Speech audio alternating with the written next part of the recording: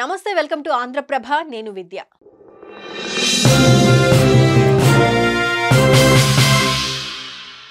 AP మాజీ మంత్రి Kakani arrest.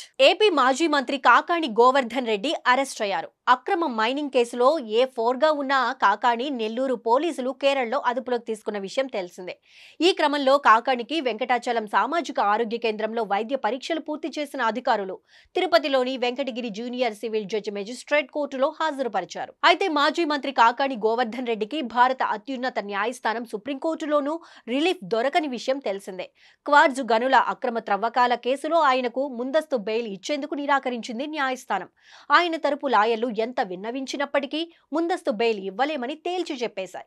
గత వైసీపీ ప్రభుత్వ హయాంలో సుమారు 250 కోట్ల రూపాయల విలువైన క్వార్జ్ ను అక్రమంగా తరలించారని వివాదం చెలరేగిన సంగతి తెలిసిందే.